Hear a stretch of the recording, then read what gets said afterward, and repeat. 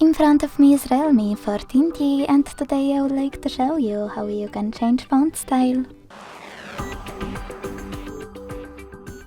Begin by opening Settings and hitting Wallpaper and Style. Then you need to scroll to hit Font and tap on one of those. Hit Apply and wait. But you can also go into Theme Store over here. Then select Font section at the top and pick one of those instead. To do that, tap on Apply under the best one. Thanks so much for watching. If you enjoyed this video, don't forget to leave a like, comment and subscribe. Bye!